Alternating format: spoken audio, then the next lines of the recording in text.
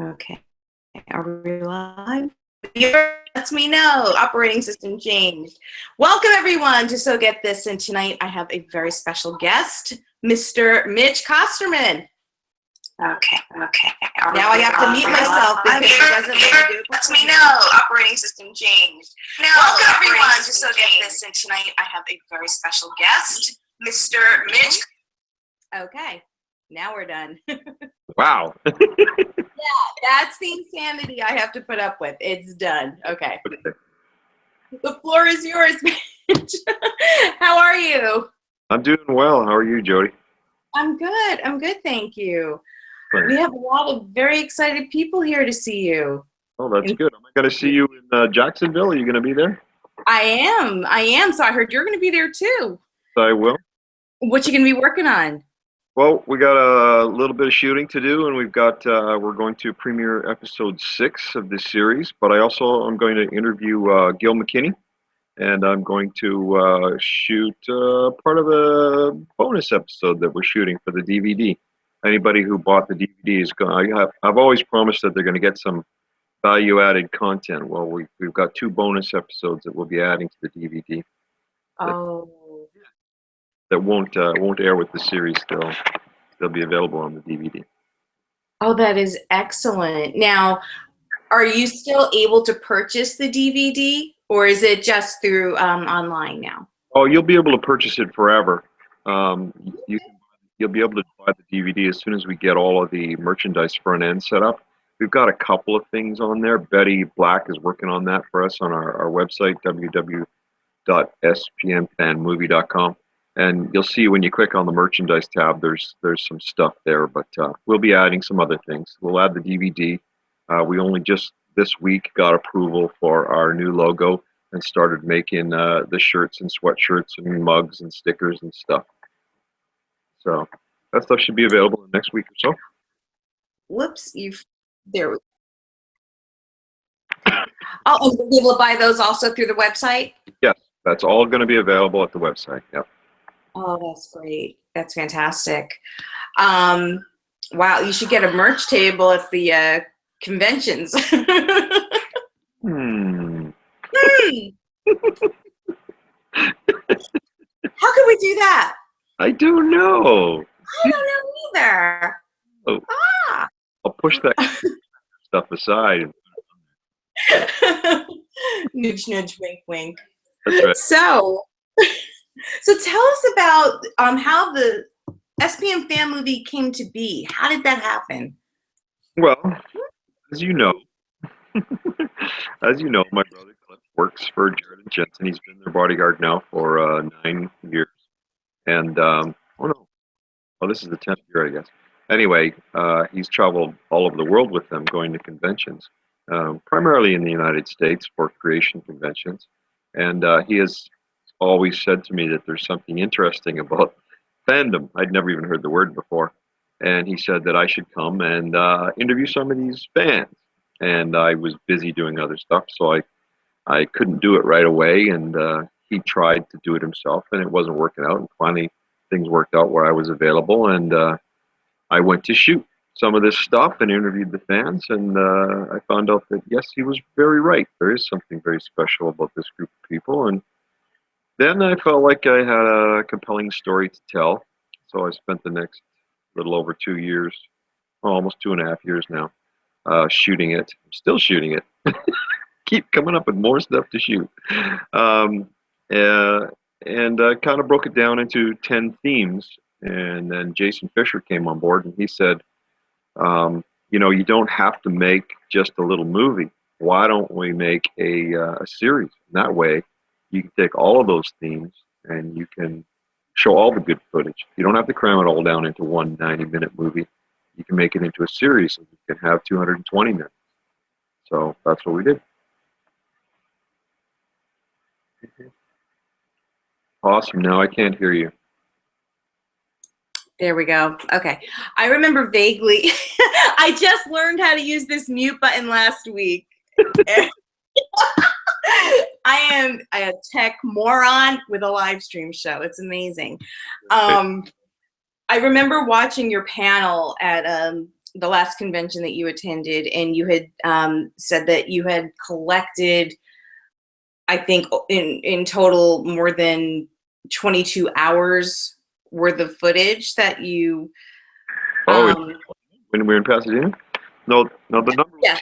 the number was 55 hours. Oh, I was off by a hair, you know.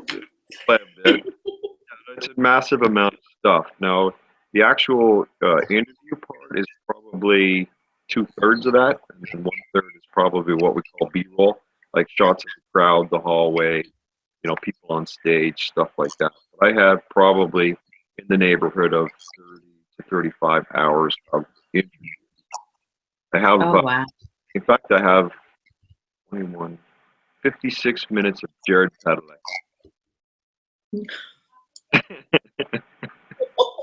Oh my God.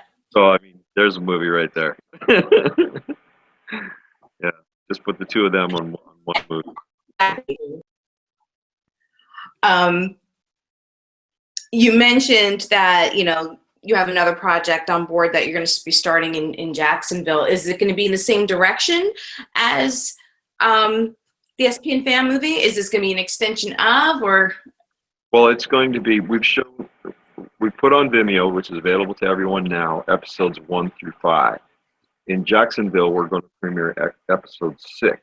And then 1 week later, episode 7, a week later, episode 8, a week later, episode 9, a week later, episode 10.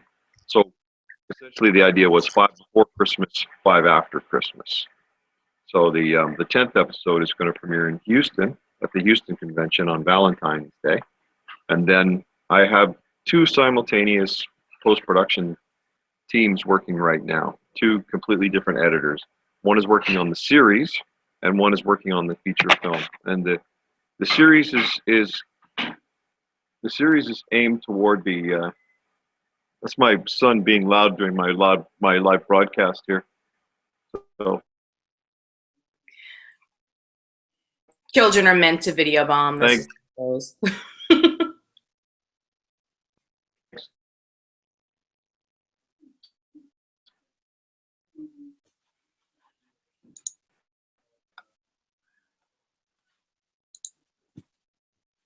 Oh, are we frozen?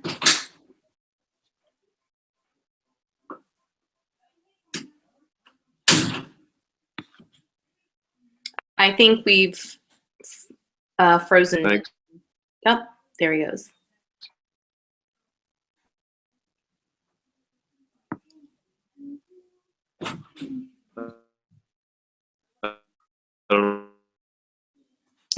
We're still frozen. I don't know if you can hear me, Mitch. You're frozen visually and audio as well. It's Mike.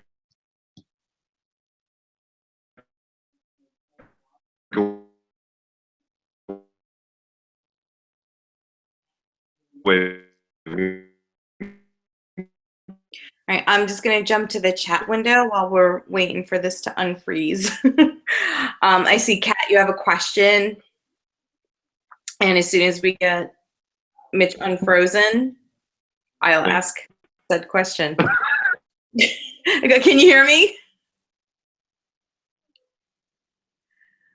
Oh no. I see another Mitch. There you are. Okay. We're coming back. Coming back. Okay, because now there's 2 windows. There's a frozen you, and then there's a non-frozen you. Awesome. Awesome. You can't have too many Mitches. So. Okay. Not working. Is my microphone working? It is, but it's a little choppy. Oh my goodness. Yeah. This is not a great connection. Where's your sound guy? He's Robbie. Oh, wow. Okay, so you were talking about how you're going to be releasing a new episode every week up through Houston. Yes, and we have 2 simultaneous post-production tracks. One is making a feature film, and one is making a series. And the series will be premiered in Las Vegas on March the 13th. And the feature film will premiere in Las Vegas March the 13th. The feature film is aimed toward a broader audience. It's toward people who don't know much about fandom, whereas the series is made for the fans. It's specifically for the fans, and we want to have a lot of fan interviews and fan stuff in it. You know, things that we know the fans are going to like. The feature film we're going to try and market worldwide, and it's going to say, "Hey, people who don't know anything about fandom, this is what it is." That's the goal of that. So, two completely different editing teams, two completely different focuses. That's really good. And you actually answered Kat Loveland's question. Her question was, what will the difference be between the movie and the episodes? And that's, you read her mind. See that, Kat? In your head. And that's not creepy at all. Man. No, it's not creepy at all. What is your particular favorite part of doing conventions? Because you've done a lot. Yeah, I have. Obviously, well, doing conventions, the most interesting part of a convention to me are the photo ops. Just the way that they're set up was really interesting to me. The way that Chris has managed, in creation photo ops anyway, Chris has managed to create this an event for each person. First of all, the lineup goes into the room where the photo ops are taking place. So you actually spend a few minutes in this short part of the lineup where you watch the other people doing their photo ops. Now that's interesting. It's an interesting experience.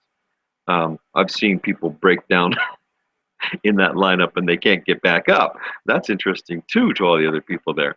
But then you watch the people, how they set up their photo ops, and they're very creative in these photo ops, and the actors are really into it. It's not, as is explained in episode 3 of our series.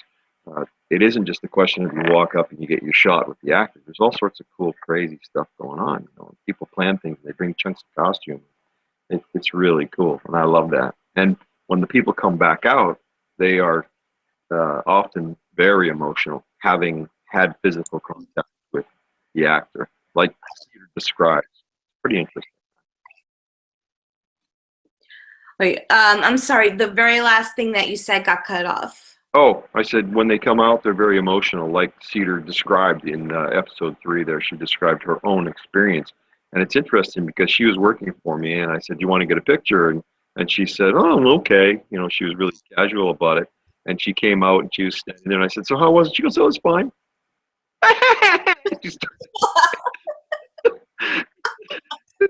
So she described that. She had no idea that it was going to happen, that she was going to get all emotional about it. But it happens, you know.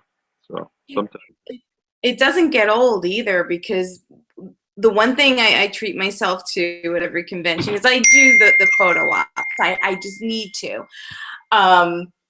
So every time I get my photo op, I walk away with like my knees feeling like they're jelly, and you know, like I've done this 5,000 times. This isn't supposed to feel like this anymore. But yeah, I mean, they do a very good job between Chris, like you said, between Chris and Jensen and Jared and Misha and everybody else that does the photo ops. They do a very good job of making you feel like you're the only person in the room at that moment, and they will do everything they can to make. Yeah. Even me, I did a photo op in there with, I think Jared was trying to choke me out or something, but all right. Yeah. Oh, you muted. I cannot hear you. There we go. Okay. Hello. Yeah, you were frozen for a second. Do that from time to time. I'm sorry. I'm just taking a look at the chat window really fast. Where did that go? Okay, Sue Ladigo, she says that she wants a photo op with you. Susan Latigo? Yeah. Yeah. Truck driver. She's a truck driver. Yeah. She could have had a photo op with me a number of times. I've met her. So I met her in Pasadena. She could have got pictures with me anytime. Anybody who walks up to me, it's no problem. I'll take a selfie with you. You can get someone else to hold the phone and take a picture. I'm fine with that. Anytime. Okay, so we've got video evidence of that, Sue. So there we go. You're good. Gotcha. And Shezray Khan, forgive me if I've mispronounced your name. You have a question, and you wanted to know if there will ever be conventions coming to Asia. Is that what you're asking? Or if the FanMovie filming would happen in Asia? I'm not clear. I'd have to scroll back up. Let me see if that's what you're. I think I don't think they do any conventions in Asia at this point, do they? No. The thing that a lot of people don't understand, and I was talking to some young ladies from, can't remember where today, Argentina or something, online, and it's more than you can explain in the limited amount of characters you can type in a message. The thing that people have to understand about conventions is they're a business, and someone with a lot of money and a lot of resources and someone who knows how to arrange an event has to arrange a convention. Then they invite the actors to come, and they pay them to do so. It's not a situation where the actors say, "Hey, I'd like to go to that country," and they get on a plane and go there. It's not like that. The host, whatever the country is, has got to have someone hosting an event, and they have to pay to make it happen, and it's expensive. I'll bet you, I don't know how much money Creation spends to put those events on, but you start thinking about all the things you add up, and you get to $1 million pretty darn quick, in my mind anyway. When I just started looking around at what they have to pay for. And I've arranged a few events myself, and it's tens of thousands of dollars. So a couple of young ladies, 17 years old in Argentina, no, I'm sorry. As much as you want to make this event happen, I really don't think that your parents are going to give you the money to create this event. It's a big business. It's as much a theater event as anything. It's like a trade show, really. Anyway, I hope that doesn't disappoint you. So you've interviewed not only the fans about the fandom, but also the actors about the fandom. So you've got a very unique perspective. How has that helped shape your view of the fandom? How, between how the actors feel about it and the fans and. Well, first, let me say that when you originally asked me the question, what was the most interesting part of shooting this? By far, the most interesting thing to shoot were the actors. I was surprised by a lot of things about fandom. It was not at all what I thought it was going to be. So I made all those realizations, and Cliff was right, and we started recording those and created those themes.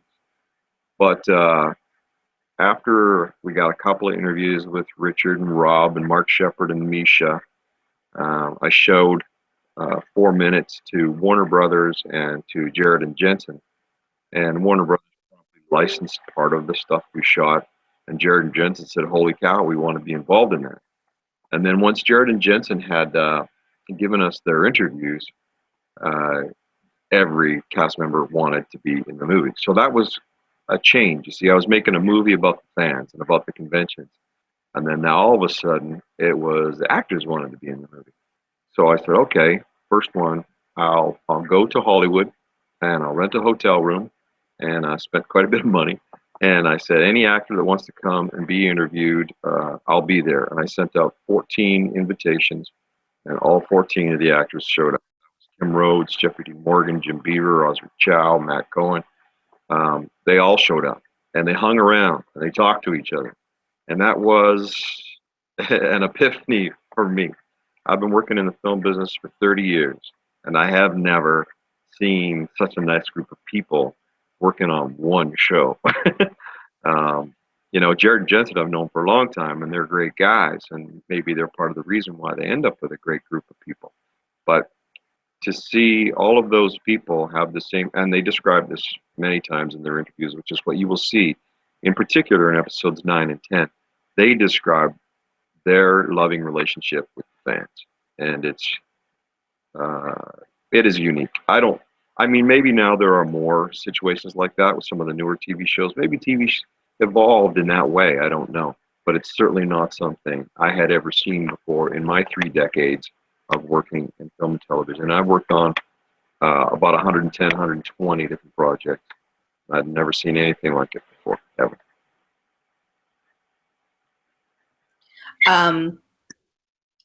A lot of the general consensus here in the chat room is the same thing. Everybody's talking about how the cast is amazing and that they're just everybody's so struck by the love that the actors show each other.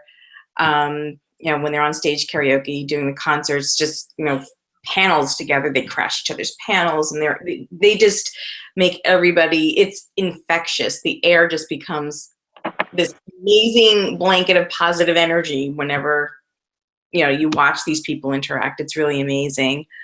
What I wanted to ask you is, in general, people, the impression is that a lot of the conventions are female centric, that they're mostly attended by women, which is my observation as well. However, you know, I'm sure you've interviewed some male attendees, Yep. and it would be interesting to hear what their experiences were like. Well, what's really interesting to me is that they're no different from the women in that they really like the show, and they like the show for exactly the same reasons. The struggles through the trials and tribulations that the guys go through, and how they deal with it, with you know, with this incredible family bond and support for two brothers the way brothers should be. And you know, they talk about stuff like that, and they love the humor and the, you know, the nods to classic rock and roll and the car and the fact that they tour around the United States. They love all the same things that the women like. And although I think that there is definitely a component among the females where they have an amorous feeling toward the two guys that most of the male attendees don't have. Maybe some of them do, but most of them don't, the ones I've talked to. I don't think that that is the big reason that people come to these conventions, and I don't think it's the big reason that people like the show. I myself and my two boys, watched this show, and you know, we really enjoyed it. I think the thing that I would love to investigate, because I cannot quite understand it, is why the conventions are so female-centric, because I know that the demographic for watching the show is not. It's very wide demographic, so I don't quite understand that. Maybe the men have something else that draws them to spend their money first, you know, or maybe I'd love to find out. I don't know. I'm just speculating. Maybe it's for whatever reason it's viewed as a female kind of a thing to do. You know, I don't understand that, because Star Trek and Star Wars get equal numbers of male and female, right? Yeah, exactly. It's a mystery. It's a mystery, and because I know that all the guys who go have a fantastic time, especially the single guys. Well, I was just gonna say, I remember reading somewhere, Misha, I think at one of the conventions, said, man, you know, single guys are really stupid. They should be spending their money on a general admission pass, just hanging out all weekend. If I were like a 25 or 30-year-old guy, you know, and I was looking for a girlfriend, that'd be a great place to go. You know, you got a common interest.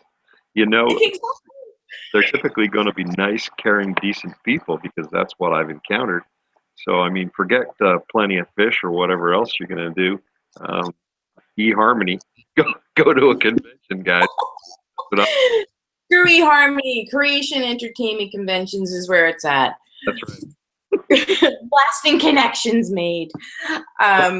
We'll tell you about some of the marriages that have happened out of conventions, proposals that have happened in the photo op room that sometimes they both weren't in on it. You know, like it was a real proposal. You know, guy down on his knee with the ring out in his hand right there for the photo op, and Jared and Jensen involved in the proposal. But we'll tell you, those they happen. Yeah. Well, my in Denver, the past Denver con, someone actually commissioned me to make an engagement ring on the fly like that, and he proposed on stage during Tomo's panel to his fiance. Thankfully, she said yes. But yeah, I mean, I know what you mean. It's crazy. Yeah. Well, it's good, because I mean, you know, like I said, you're going to find a lot of commonality, a lot of common ground between people who go to conventions. I believe that. An interesting group, but it has some very generalized characteristics, and they're all good ones, really. I think. Yeah. Yeah, I agree. You have a really vast experience of being in TV and film in front of the camera. So what made you jump behind it? I'm old. That's what you're trying to say, right? Yeah. No, that's Old guys, lots of experience. Yeah. oh no. I quit in 2006 because I'm going to make a statement here that some people are going to disagree with, but that's something that I'm utterly convinced of. It is almost impossible to be a good father and be an actor. Uh, it's a lifestyle that takes you away from your family, and I was being a very lousy father. So in 2006, I stopped being an actor, and I found a way to make a living, and I came home to my family. And then when Cliff started pushing me back into this, it wasn't so much that I decided to be on the other side of the camera. It was just that I now had the time, and he proposed the idea, and so I headed in that direction.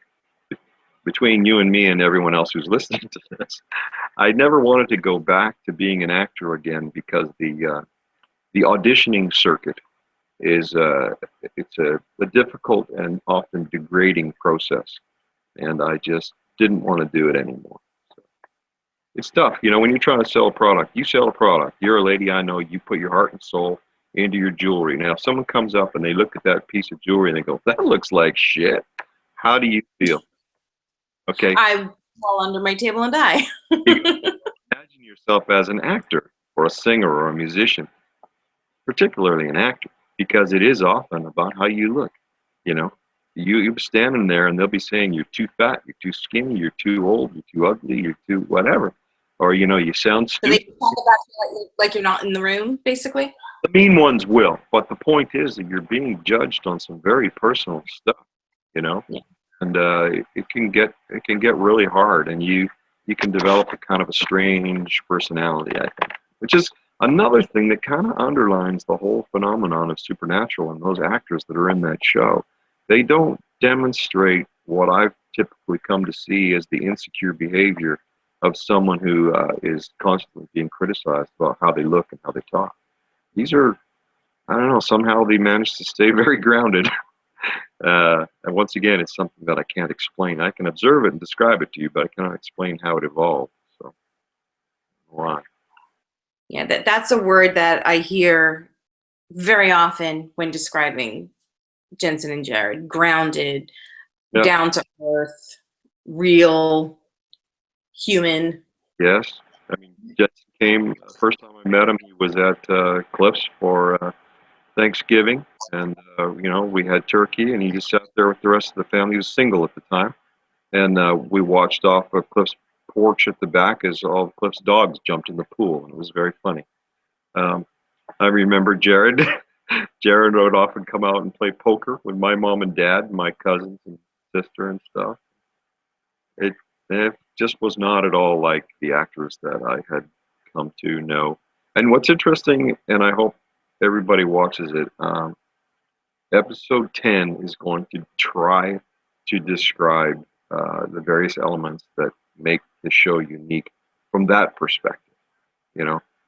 Somebody asked me the other day, can't remember who I was talking to. I think actually it might have been Kim Rhodes, but I don't know. Somebody was asking me about it, and we both drew the same conclusion. That is that it's impossible to describe what is unique. If you could accurately describe it and say what elements are required to make this phenomenon happen, then you could become a very wealthy executive in Hollywood right now, because many people would love to find a way to duplicate this, and many people are trying right at this very moment to try and duplicate this show's magic. They can't. Muted again. I was muted again. No, I was going to agree with you that you really can't. And it's just something that's too organic. Mm-hmm. It's not something that's formulaic or anything. You just can't recreate it. You're right. No, but you can say it starts with certain people, and who make associations and bring in those people. Eric Kripke, obviously, Bob Singer, and those two boys. I call them boys. It's ridiculous, really. But Jared and Jensen. and you'll hear many people mention this, the attitude and character of actors on a show, uh, to a large degree, what it's going to be like working on that show every single day. They set the tone. They do. They set a very high bar too. Oh yeah, you better behave because they'll just give you the boot. You listen to Jeffrey Dean Morgan talk about that. If you don't, if you're not a good person and you don't, uh, you don't show some solid character, then you just won't be back on the show. Bye bye. Wow. Yeah. We have a question in the chat room from Shezray Khan, and she's asking what your favorite J2 moment is. I'll tell you that, but first I'll tell you that Shezray is one of the people I was talking about who wanted the convention. So I hope I answered her question. I tried earlier in messaging to explain why we can't initiate a convention. And now I've gone and forgotten the question. What was my favorite J2 moment? Was that the question? My favorite J2 moment is I did describe this in one interview before.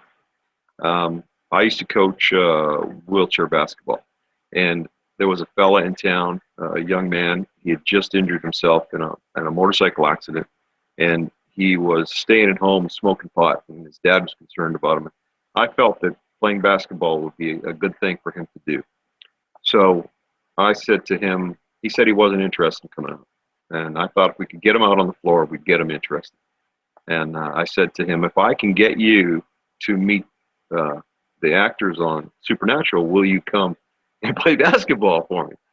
And he said yes. So his dad, we worked it out. And one night, Jared and Jensen were shooting in my little town here, Fort Langley.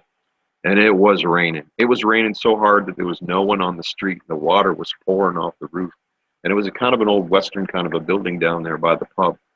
And they were shooting in there. And Cliff called me and said, okay, come down and I'll have a parking spot for you. And just hang out here. And then when Jared and Jensen get a break, they'll come out. So I went down to the boy's house and his dad, and they got, the wheelchair ramp. We loaded him in the van and took him down to outside this place and loaded him off onto the boardwalk. And he sat there and the rain was pouring down. And we stood there and he sat there for quite some time. Mitch, I think we froze. Oh, did we freeze? I'm sorry. Did we lose all the good story? Blah, blah. We missed the last 30 seconds of what you were saying. I got the boy and his dad. Because you froze. And they came down and they got we unloaded them onto this boardwalk on the porch of this place. And the crew were all inside the building. It was raining like that. Nobody was outside except the Teamster. And then we're waiting and waiting and waiting. And then boom, the door opened. There comes Jared and Jensen. They come up to this guy. They spent like 10 minutes with him. And I was just standing off, just a little down the road watching. It was something. It was really something to see. Oh, wow. Really okay. Next question is, do you have any future plans for Two Sharks Media that you can share with us? Yeah, we've got a few things. We've got some people talking to us about doing other shows. And that's something that we're very interested in. Jason Fisher, when we first met him, that was his first question. He said, would you be interested in replicating this for other shows? So we're going to probably head down that path. But we also, as I think my brother Cliff is going to produce my brother Mike's song, which some people have heard. We'll see where that goes. I myself have already written an outline, done a fair amount of work on Cliff's written biography. Did I lose you? I just have a picture of you now. I don't know if you can hear me.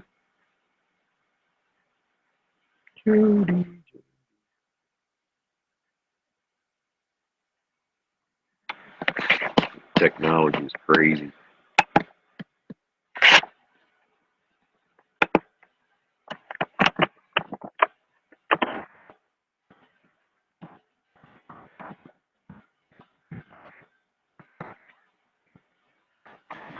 Oops. Are you still there, Mitch? I'm still here. Yep. Okay, because my okay. There we go. You completely vanished on, and then the connection went. Okay, so let's put you back up there where you belong. Okay, there you go. Okay. What were we talking about? Thank you, and I am very sorry about that. What were we talking about? You just finished explaining some different things that Two Sharks Media was going to be involved in. Right. I'm writing Cliff's biography. He has worked for about 3 dozen high-profile celebrities: Sharon Stone, Kurt Russell, Selena Gomez, Pamela Anderson, Morgan Freeman, Al Pacino, and every one of those has at least a couple of interesting anecdotes that will make a very interesting book. He has a number of photos as well. So that's one of the things I definitely want to do in the next year or so. Writing's different. You got to find a quiet space. Yeah.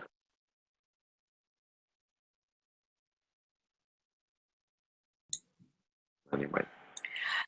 Oh, there's a lot of excitement going on in the chat room about that. Cliff's bio, cool. So Kat, thank you. Yeah, Kat's saying we need to get salt and exorcism pre-shows for the connections here. Yeah. Okay. Okay, yeah, Shezray Khan, I'm sorry that the technology issues are annoying you. We're doing the best we can. Sorry about that. Okay, so what I wanted to ask you too is that you have been a very huge supporter of the Always Keep Fighting campaign. And, you know, you and I have had some really good discussions about it too. I wanted to know if you wanted to share anything about your perspective on the campaign and what it means to you. Well, Jared was suffering from depression about the time that my son, my youngest son, had a breakdown.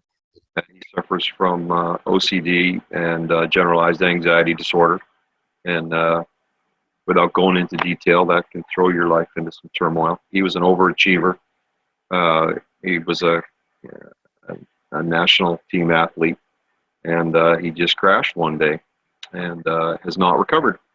And about the same time, Jared started having his problems, and then there were other family problems in my family and in Jared's family, and it just kind of paralleled. They just kind of paralleled each other. So, you know, it's definitely something that is very important. And you and I talked about this before.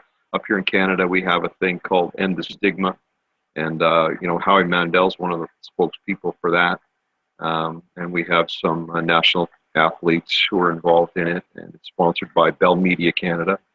And it's about ending the stigma of mental health and treating it like a health issue, and you know, trying to get people to stop saying some of the stupid things like "give your head a shake" or "man up," or you know, I have a hard time. I don't get angry much anymore, but I have a hard time when people say things like "just stop being a pussy," stuff like that. You know, just totally useless things to say that exacerbate the problem rather than solve it in any way. So the thing about Always Keep Fighting and to Wear Love on Our Arms, which is the whole thing that started it for Jared, it creates a rhetoric that is more positive and will have a positive effect. None of the other stuff is ever going to have any positive effect. Somebody telling a depressed person to just shake it off is never going to have a positive effect. It's a completely wasted and counterproductive phrase. So, you know, Always Keep Fighting, on the other hand, is a really important phrase. So if we can build on that and have other positive phrases like that, we can do two things. One is we can help the people who sometimes all they need is to hear something like that. And we can also convince the powers who have, people who have the ability to affect the changes in the mental health system. We want them to hear that, because since my son got involved in this, I have realized how woefully inadequate we are. We tell people that there is help out there. Well, I can tell you that there's more help from Jared Padalecki and Always Keep Fighting and To Right Love in Your Arms and Attitudes in Reverse than we have found in most places with professional counselors. they simply do not have the resources, the training, the experience, and I don't think we quite understand this illness well enough. A whole lot more research has to be done. It's interesting because it affects so darn many people, and yet we, like Howie Mandel says too, we love to keep it in the closet. You know, no one wants to talk about it. You know, it's similar to alcoholism and drug abuse. You know, those kind of things. You know. Anyway. You know, to your point, in the chat room, Alfanique has a question, and she's asking if you ever imagined that the campaign would have the impact that it has, because she lives in Mexico City, and she said that there are people there that identify with the campaign and have actually incorporated that campaign into their lives. Well, I think that two things have happened that are really important. First of all, it's a very it's a famous show, and Jared Padalecki has become a famous person. The second thing is that he's completely unabashed about his problem. He's not talking about someone else's problem or trying to help other people. He's saying, it's you and me. It's you and me in this problem. I think that's a really significant difference. I think that's what makes it ring true for people. He sounds like them, so he can reach them. I think. Not that I'm. That's a very good point. That is a very good point. And Shazri is saying it's a real problem, exactly like alcoholism or anything else. You know, I agree. Okay, so now, I'm sorry. Alphanique's also saying that she thinks people don't recognize depression as an actual illness. It's all in your head. Just try to get better. Exactly, because it's not something that exhibits itself physically, so people, you know, brush it off. Okay, so now we get to the goof. So the first goofball question is, what are the top 5 songs on your favorite playlist? I wrote them down. Is that okay? Did you? Okay. I looked at what's most played on my thing here. So, Hosier's "Take Me to Church." You know that song? I know of it. I've heard it before. It's not. You have to listen to it. There are 3 really good videos of it too. Obviously, Loud and Swain is "Cool If I Come Over." I love that whole Skylab album. I love Loud and Swain. As you know, Rob Benedict gave me his music to put in this movie, which was incredibly generous, just so appropriate. I love that song. I love the album. And I also, I like a song called Je t'aime, French song. And a lot of different people have sung it in the past, but right now there's a version by Lara Fabian. You can look that up. It's really good. And I'm a Leonard Cohen fan. My favorite Leonard Cohen song is "A Thousand Kisses Deep." I absolutely love that song. And then I also love rock and roll, and I have always loved Led Zeppelin, and my favorite Led Zeppelin is Kashmir. Ah. There you go. That's my 5. That's very diverse. I love it. I know. Yeah. Okay, so now the next one. Actually, before I get to the next question, I'm going to throw my trivia question out there. So, for those of you who are watching, if you have not won anything from me in the past 8 weeks, you're allowed to play. The prize is my very supernatural Christmas limited edition piece. I'm just going to make this big for 1 second. There you go, so you can see the piece. Very Supernatural Christmas will be the prize for the first person who could type into the chat window correctly, no typos or anything. In episode 1 of the Supernatural fan movie, The Convergent, Cedar is wearing a necklace, and she explains what necklace she's wearing and what it's called. What necklace of mine? Yes, it's my necklace. What necklace is Cedar wearing? What is it called? And the first person to put in the chat window will get this necklace. Okay, so now my next question for you, Mr. Kosterman, is, so you're stranded on an island. And I know you think about this stuff a lot, you know, and you can only have one supernatural character with you to keep you company. Mm-hmm. Who would it be and why? Well, I think the island is going to be in the Pacific because that's where I like to be. So I think that the person would be Chuck so that he can part the ocean. So if I need to get back to LA, I can do that. That's a great one. No one's ever said Chuck before. All worked out. Because he's got a car that can run you around, but Awesome. Okay, let me look through the chat window here for a second. Okay, no, you guys aren't getting the answer here. What? I know it. No, I can't. Yeah, I know you know it. I can't imagine how you know it. I don't know. Do you think Cliff?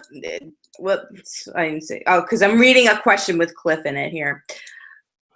Does Mitch have an edge on the trivia question? Yeah, might. I might. Yeah. They should just go episode 1. Cedar tells you what it is. You don't have to look at it and guess. Cedar tells you what it is. So. Exactly.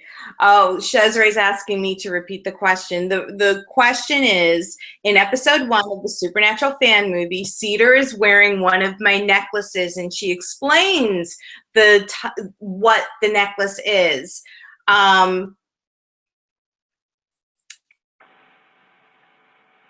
The first person necklace is that Cedar's wearing wins, and Brita. Brita Wait? It is Kim's necklace. Brita Wait? Absolutely. Is it Brita Wait? So, for me, I don't think. Or have you? I don't know. I'll find out. Just email me, eldwin@yahoo.com, and in the subject line, write Mitch Kosterman contest winner, and we'll take it from there. Alrighty. Congratulations to Brita. So now I want to ask you this. Finish this sentence. Okay. All you need is love, baby.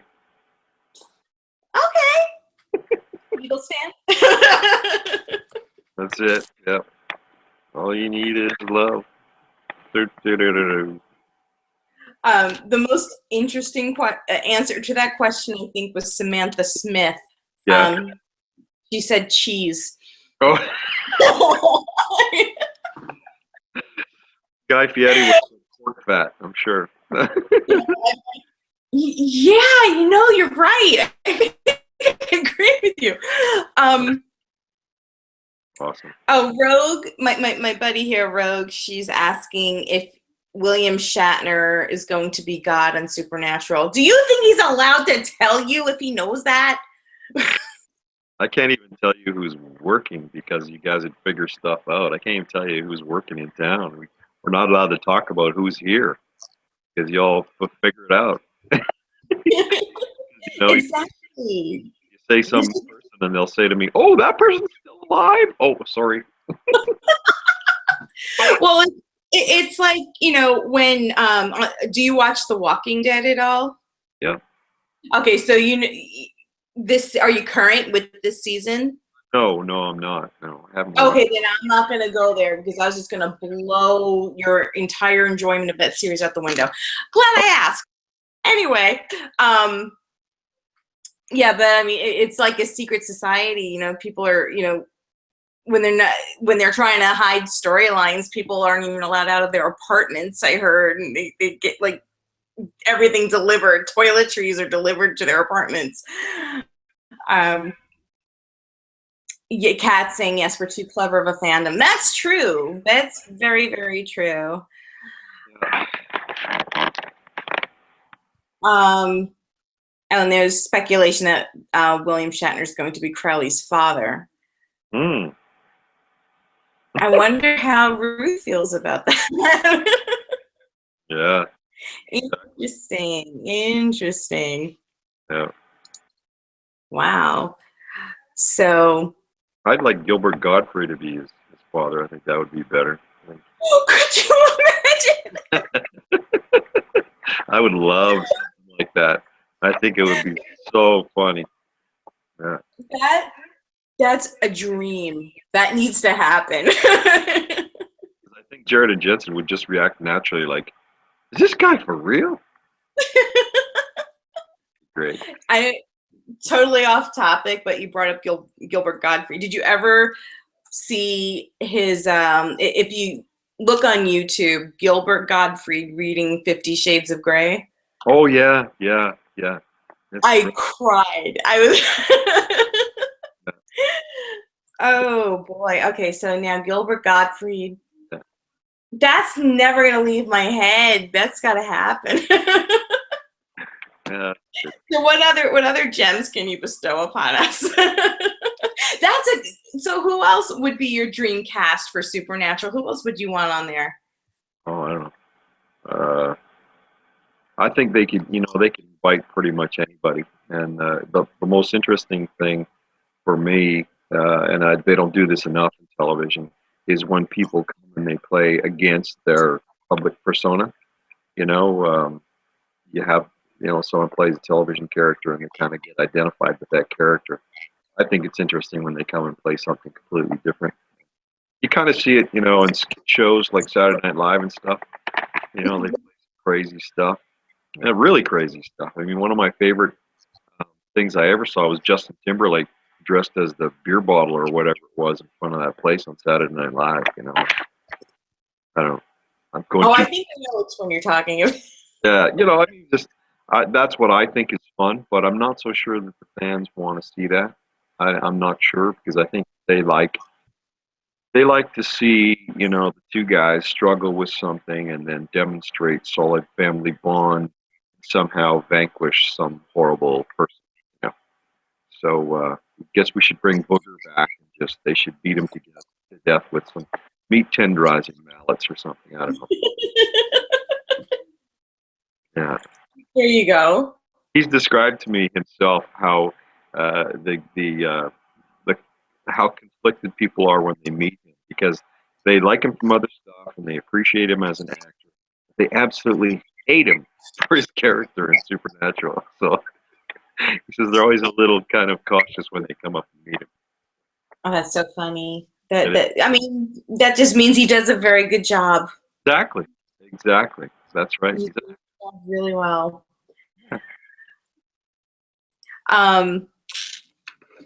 Okay, I'm sorry. Shezray, I just got to know about the reaction video thing yesterday, and today's the last day. So, Shezray, I can't ask Mitch that. No.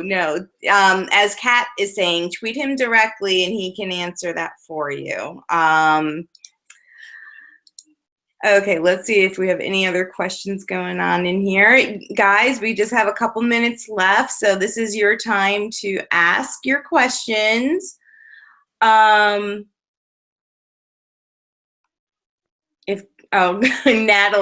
Natalie is watching us from the Netherlands, by the way, where it's like 14 o'clock in the morning there or something, Great. So she writes, if God and Amara are brother and sister, then Shatner would be one of their parents. So Shatner is God's father, is what you're saying. Godfather, but God's father. Oh man. Okay. Just what he needed for, like he doesn't have enough of an ego. Yeah. Bigger than God. Right? That sounds like him. Yeah. He's a funny guy, though. Oh God, I wish I had the pleasure of meeting him. He's on my bucket list. He's a very funny. What's your favorite Shatner moment? Yeah, I actually met him when I was a little boy because he was doing commercials in a store where my dad was working. Grocery store. Oh. He's Canadian. I don't know if you know that. Yeah, I do. Yeah, he's from here. So he was just doing commercials. That is so cool. Yeah. Anyway, I think I was 9, 8. That must have been such a rock star moment for you, though. It's because we saw him on TV. Star Trek was, a show that we watched every day.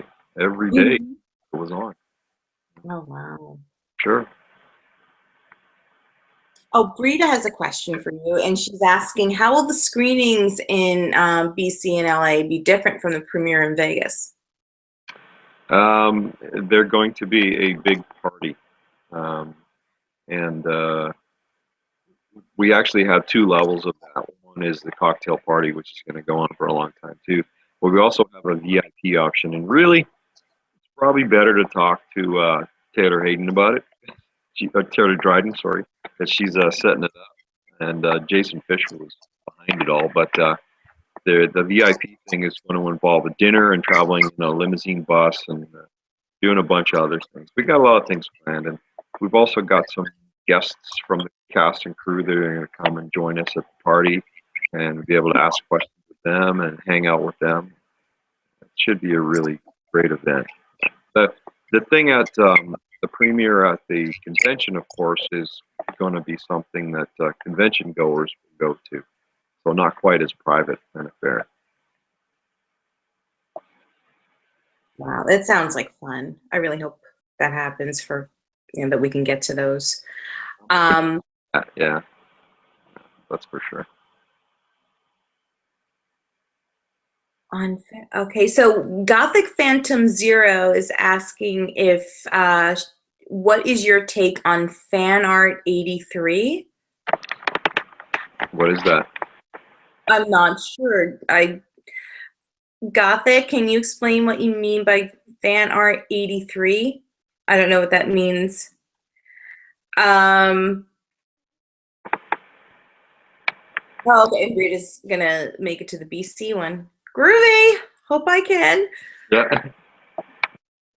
Groovy, groovy. Okay, well, I think we're out of questions in the chat room. Oh, okay. Kat is saying I think the 83 is an emoticon fail. Okay, so fan art, is it just that you what is your take on fan art? Oh, well, obviously, Okay. absolutely stunned by it. I mean, our very own Kat Melanson said, "Oh, I've done some drawings," and and I'm thinking, "Okay, show me your drawings." And she flipped open the book, and I went, "Holy smokes!" Because it was so incredible. So I started looking around, and there was the lady who did the needlepoint using metal thread, and and then there were people. There were a lot of musicians and singers and painters. I saw some incredible paintings, and lots of cool stuff, amazing stuff. I mean, the creativity in the fandom, as Rachel Miner says, goes beyond just a couple of little things too. It's a wide type, a lot of different types of art. And some people thought when I said art, I just meant drawings. And they said, well, I don't draw, but I never meant just drawing. As far as I'm concerned, acting is an art, writing is an art. Obviously, singing, music, all of those things are arts. Painting, sketching, sculpting, needlepoint, making the shoes that the lady made, those dolls. I mean, we tried to demonstrate not just how talented people were, but how broad the spectrum was with regard to the types of art. And Rachel Miner, talks about that in that episode 5, about that. It pulls you. I mean, didn't you think those dolls were amazing? The lady made the thing in the little teeny book, and it actually had the text in it. And a teeny cell phone that went in the guy's pocket. Holy smokes! Yeah. I have. Yeah, the detail that people have. Yeah, I have on my desk a Lego version of Cliff. I don't have that with me right now, or I'd show it to you. But, oh, now I lost you again. Nope, are you there? Okay, there you go. Okay. Yeah, I have a Lego version of Cliff and Jared and Jensen on my desk. No way. You have to tweet a picture of that. I should have done that. I just forgot that I had them. They're sitting on my desk in my office. They're just so cool. Oh, they're so cool. Yeah. Really cool creative folks here in the chat room. Kat, she's a fanfic writer. And Natalie is a musician as well as an artist. And then Brita, I think it was. Brita was mentioning that she takes supernatural quotes and burns them into wood. Oh, I've seen those. Yeah. Yeah. Some amazing stuff. Yeah. A lot of different things too. And you know, and Jared and Jensen have this stuff in their houses. You know, ends up in their houses. Stuff ends up in Cliff's houses. And sometimes he gives me the stuff, which is why I got the Lego thing. So, I'm not so sure who gave it to me, but I got it. Around the supernatural family. It goes to a good home. Oh, Cora. Hey, Cora is saying, hey, Mitch, hey, Jody. Cora is Cora Idol, who is coordinating. You know Cora? I know Cora. Okay, yep. The Supernatural Ladies Convention. Yeah. So, I know Cora. I'm sorry? I was talking to Cora last night. I know her. Oh, okay. So, Cora, you bitched about the time for the live stream. I even moved the time of the live stream. You come at the end. I'm not talking to you. I love you, but I'm not talking to you. I had a few drinks with Cora in the pub crawl that Betty Black put on, and Taylor. They put on a pub crawl at VanCon. It was a lot of fun, and Cora came to that and didn't embarrass herself too badly, I'm glad to say. I first met Cora at VanCon, I think it was 2013 or something like that. I got a lot of footage of Cora. If you know Cora at all, she's not afraid to talk. So. No, she's not. And that's why we love her. Yes, she's very nice. Yeah, it's finally getting that convention together too with the ladies, so that's great. It's a good thing. Yeah. I mean, that's got to happen. It's so exciting. It's so exciting to happen. So, you know, and it's in Cora's very capable hands and her team's very capable hands. So, are there any last parting words of wisdom you'd like to share with us? I have a lot of wisdom. Make some observations. That's about it. But I hope everybody likes the show. You know, we're making a series for the fans. Like I said, it's specifically for them. You know, if broadcast TV or the rest of the world don't want to watch it, I don't care, because there are enough fans out there that they will appreciate that. And then I hope they appreciate the film when we get it up there and understand that it's to try to give their perspective to the rest of the world, to get everyone else out there who doesn't understand to understand. That's the plan. Wonderful. Well, thank you so much for hanging out with us and talking about the Supernatural FanMovie. We're so excited about everything that's coming up, the new episodes, the feature film, and you know, have a lot of fans that are looking forward to seeing you in Jacksonville too, including me. Very, very soon. So, yeah. So, have a very wonderful holiday for you and your family, and for all of you out there and your families too. And congratulations again to Brita for a very supernatural Christmas necklace going your way. And to all, a good night. Thank you for tuning in, guys. Thanks, Jody. Thank you, Mitch.